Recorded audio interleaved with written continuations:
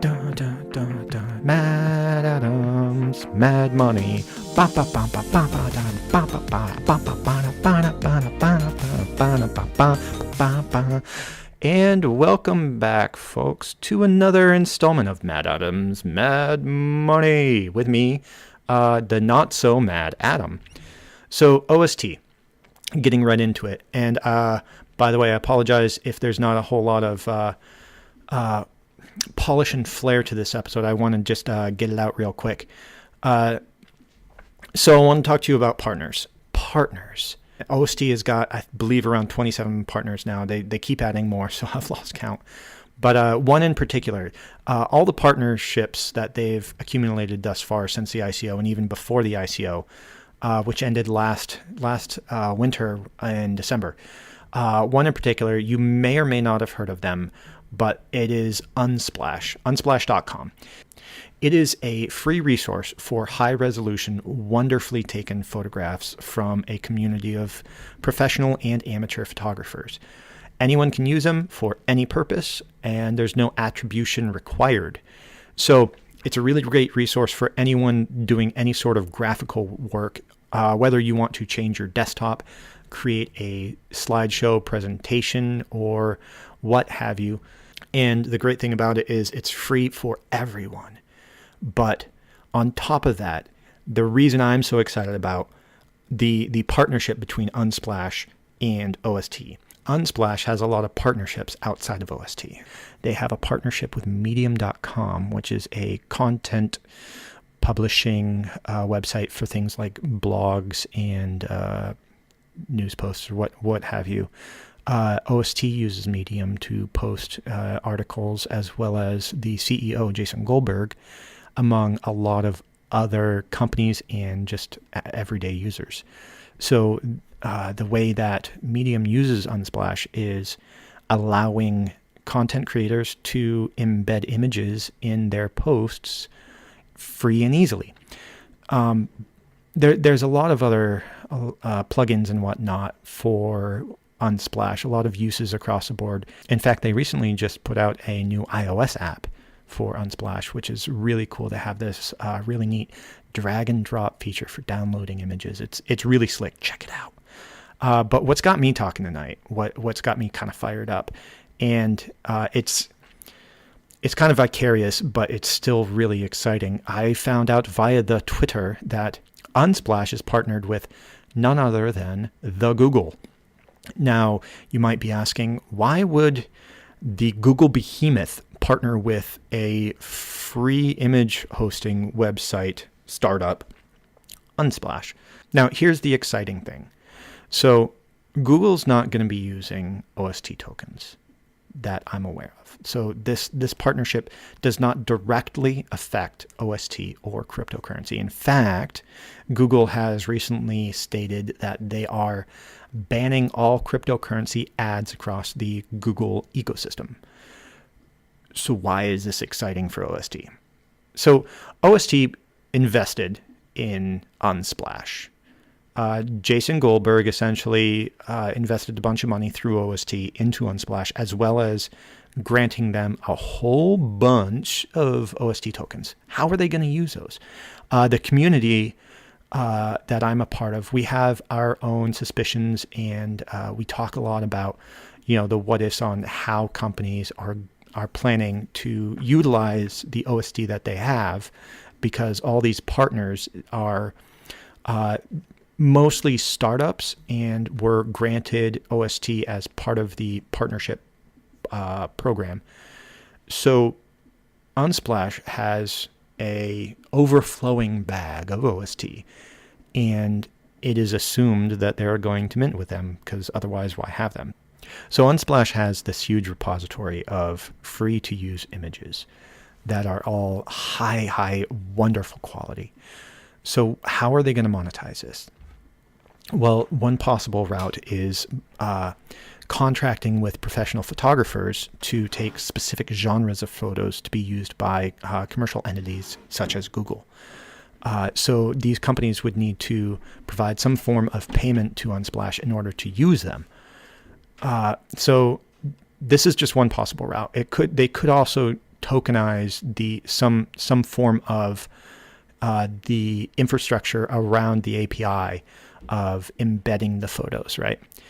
So taking my previous example with the curated sponsored photos, if Google was required to pay Unsplash, say, for the use of this sponsored repository of images, a specific set of images that Unsplash has put together specifically for this purpose. Now they're going to have all these tokens that they can use, and they're going to be minting with them, I'm sure. So how are they going to use these minted tokens? Well, what if they use them as payment, where Google actually has to buy the rights to use this repository using their minted tokens, right? Now, this is just one possible example of a use case for these relationships between Unsplash and the larger companies utilizing some form of minted token, right? So it's really exciting because you have these huge companies like Google and Medium using Unsplash for the photography, and Unsplash is using OST for its tokenization. So you have this vicarious relationship between Google and OST through Unsplash, potentially, right? Nothing is certain yet. It's similar to another partner that OST has, Zane. Zane is partnered with Porsche, the car company, and Porsche is creating a smart vehicle fleet. And in these smarts, they're utilizing blockchain technology, and Zane is providing them with that blockchain tech. Now, you might be asking, well, is Porsche going to be using OST under the covers? Maybe, we don't know. It's possible. Now, here's my what if to you. If Zane already has a pocket full of OST to mint with, and they are providing blockchain tech to Porsche, well, does it make sense for Zane to roll their own blockchain for Porsche to use, or even for Porsche to roll their own blockchain if they already have OST, which is it's a turnkey system for blockchain tech? So I personally, and this is my opinion, personally, I think it's a no-brainer for Zane to utilize their OST to use for the blockchain tech that they're providing to Porsche.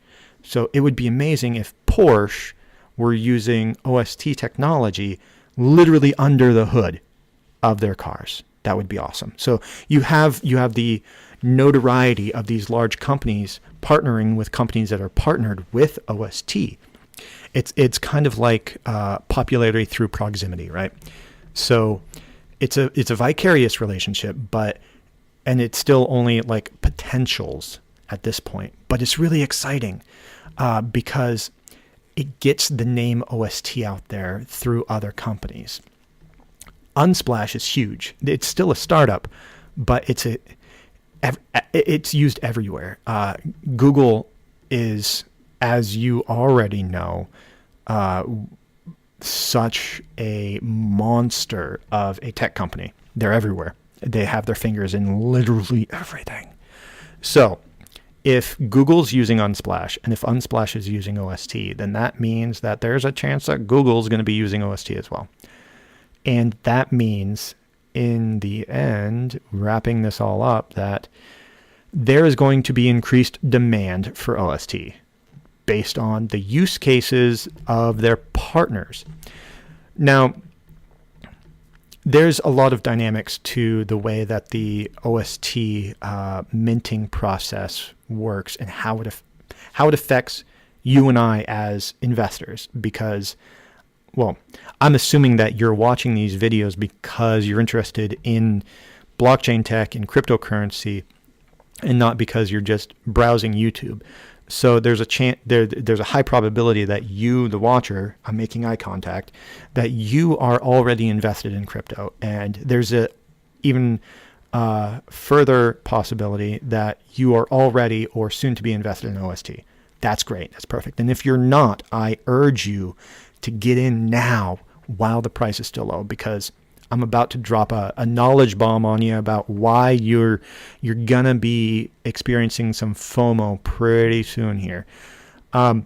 We finished up OST finished up their alpha phase 1 for testing OST kit.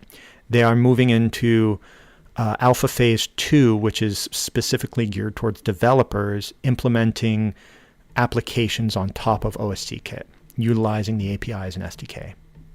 So once phase 2 is done, they may or may not do a second public alpha, but after that comes beta, and with beta comes official, no joke minting of branded tokens using OST. So all these companies that are partnered, even companies that aren't partnered, all the community members, anyone can take their OST and mint branded tokens as soon as beta comes out. So once that happens, you're going to start seeing OST actually used for its intended purpose rather than just a token to trade on the markets. And why is this super exciting for an investor? Well, let me give it to you. The dynamics behind OST minting is really special, and it's brilliant. And Jason and the team are, I have to give them huge props for this whole, the whole amazing system that they've put together with the branding of tokens. So every time a branded token is minted using OST, you have an OST token, and you mint your branded token with it. Now, what happens to that OST that you use to mint with? Well, it gets locked into a smart contract so that whatever you minted using that OST, it's kind of like gold standard, right? So back when the US dollar actually had a gold standard, every US dollar had a specific amount of gold in reserve to back the value of that dollar. It actually had an actual intrinsic physical value in gold, right? That's no longer the case. It's all just fake money. OST, when you mint with it, the branded token, its value is derived from that OST token that was used to mint it, right? So it's locked into a smart contract, and when that happens, it's taken out of circulation. Now, it's not burned. It still exists, and it can still be put back into a circulation.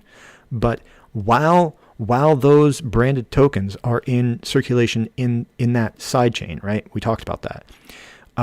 While the branded tokens are still in existence, that OST can't leave that smart contract, so it's out of circulation.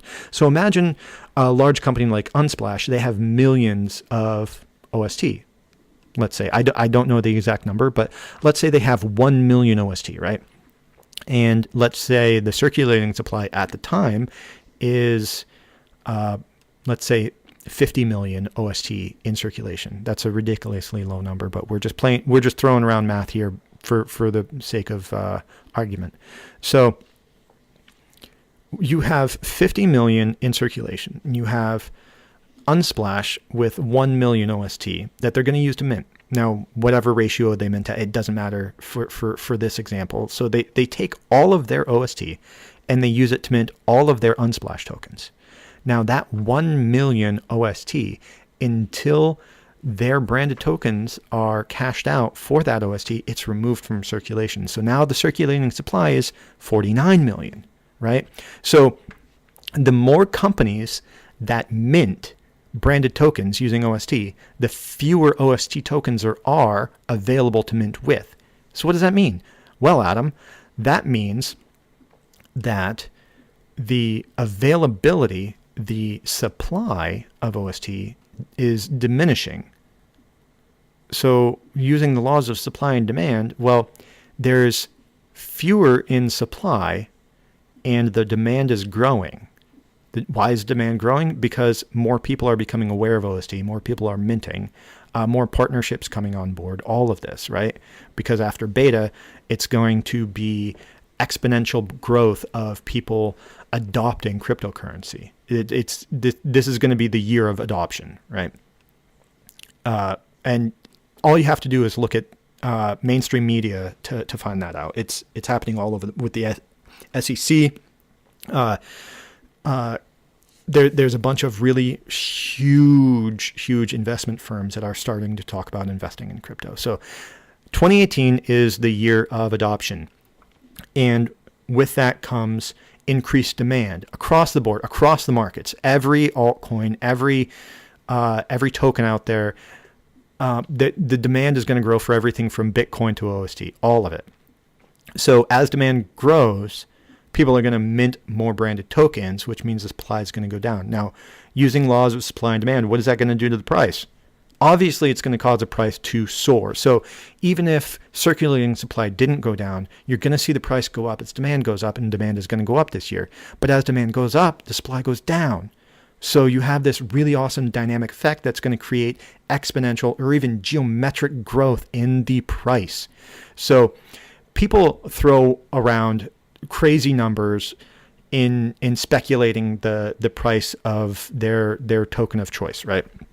And there's no way to know, because even with technical analysis, you're applying statistics to something that's not governed by statistics. There's no direct mathematical formula that can accurately predict the market of a single token, because the price of a token is driven by community sentiment, right? It's all emotion based, the buying and the selling, because cryptocurrency is such a new market. Whereas there's a lot of automated trading in the stock market. There's a lot of automated trading in crypto as well, but most of it is people like you and me doing trades on the markets. And all these people are new to crypto because crypto's new to everybody in the grand scheme of investments, right?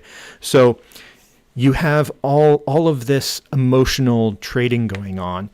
And there's really the only way to feasibly predict on that is using a term from one of my favorite authors, Isaac Asimov, psychohistory, right? So the ability to crunch huge amounts of data based on historical trends, right? So unless you get all the supercomputers networked together, running statistics and analytics and crunching big data on every single piece of data available on the world economy, right? There's no way to predict accurately what prices are going to do. This is a very long-winded explanation, but so no one knows what the price of their token is going to be in 1 month, 6 months, 12 months. I have my own speculation on OST, and I am very bullish on it. What does bullish mean? Well, going back to our vocabulary lessons, there's bull markets and there's bear markets. And the simple explanation is bear markets are bad, bull markets are good.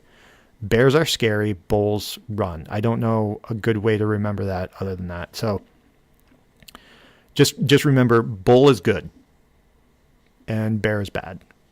They're both B's, so bad, bear, bull, whatever. Try and remember. So I'm very bullish, which means I think it's going to be very good. And I'm very, my speculation on the price is that it's going to go really, really high. So what is my prediction? Well, so I am not an expert in no way in anything financial.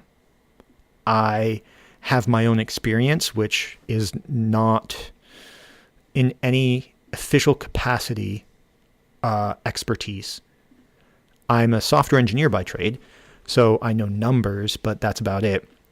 However, looking at all these dynamics and understanding the how all this is going to work together, and looking at where the market's trending towards and what everyone's talking about, I see OST doing really well by, let's say, summer 2019, right? Currently, it's trading at 18 cents, which is ridiculously cheap for what OST is. It's supremely undervalued. And I feel that anything under, let's say, $1 to $10 is going to be really profitable for OST. So even if you don't get in until OST reaches $5 and you FOMO in, you're still likely to make a lot of money. So where do I see OST come January 2019? Well, a few months ago, I made my 12-month prediction that OST could potentially reach $100 by early 2019. That's it. Crazy numbers, right? Of course. The likelihood of that is anywhere from 0% to 100 because I have absolutely no idea. I don't know what I'm talking about because I'm just a crypto enthusiast. But my gut feel based on where my expertise lies is that you're going to see a lot of dynamics driving the price up more than down. And with this amazing relationship between supply demand and the deflationary aspect of OST, it can only go up, right? Unless the entire market crashes like it did, and it's still recovering from, you're going to see amazing growth. So anywhere from $20 to $100 by early to mid next year, I think is absolutely feasible. So the only reasoning I have behind my wild predictions is my gut feel for the most part. So don't trust it. Take it with a grain of salt. So with all these dynamic aspects driving the price up, I think that this is too good to miss out on. If you have $5 sitting around and you are interested in this project, I urge you to, I don't know, pick up a couple tokens, see what happens. It's 18 cents right now as I speak.